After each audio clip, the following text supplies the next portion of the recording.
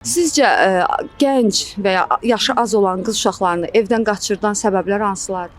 O hər bir ailənin öz fərdidir. Yəni ki, hər bir ailəyə aiddir də.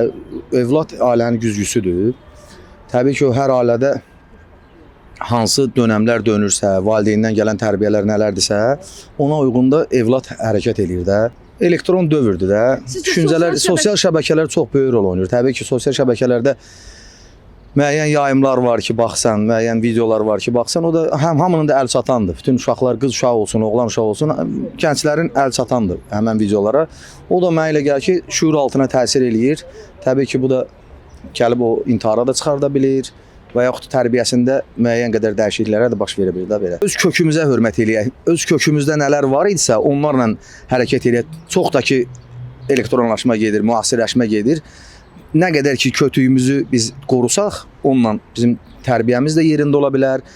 Sosial şəbəkələrdən uzaq olsaq, onda dəyərlərimizi saxlaya bilərik. İstər ailə dəyərimizi, istər gənclərimizi, istər kiçiklərimizi qoruya bilərik. Zənnimcə bunun üçün daha öncəsində çoxlu düşünürlər. İlk dəfə heç kəs evdən qaçmaq istəməz. Bunun üçün bir zəmin lazımdır. Bunun üçün də uşaqlarda öncədən bilikləndirməkdən ötürü valideynin bir dünya görüşü olmalıdır ki, uşaq istəməz də rahat həyatını qoyub qaçsın. Valideynlər ola bilsin ki, uşaqlara o qədər sıxma boğmaya salırlar ki, istər ailə qurmaqda, istər təhsil almaqda. Uşaqlar da düşünürlər ki, xüsusən də bu yeniyetmələrdə olur. Yeganə çıxış yolun evdən qaçmaq və düşünürlər ki, daha gözəl həyat sürə bilərlər, amma əfsuslar olsun ki, o cür olmur nəticə. Çox şey telefondan ibarətdir. Orada nə bilim oyunlar var. Cürəbəcür oyunlardır.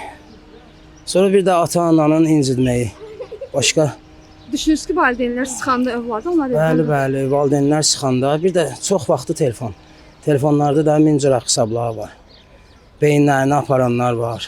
Hələ də qonşumuzda kənddə biri zəng vurub mənə ki, oğlumu şantaj eləyiblər.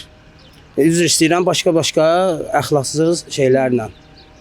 Əzizim mənə 50 manat pul atkinə, bəs onu verməsəm yayacaq TikToka. Hələ dünənləri mənə atıb onu. Neysə 50 manat vermişəm. O da deyib ki, mən xarici ölkədədir. O da dedi ki, pozucuyam, yaxşı belə bir şey. Hardasa bir 10 dana şəkilini paylaşmaq istəyib. Bu telefon yıxan evi heç nə yıxmayıb. Yenə də telefondur. Kimə baxırsam sağ başını salıb aşağı, üstümə çıxır, edirəm amma biraz yavaş ol yenə.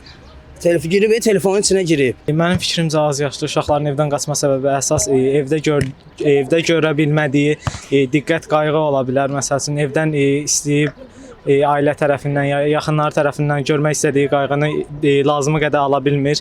Qıraq ətraf tərəfin tanışlarının, öz yaşlarının təsirinə düşür, quruğuna yəni.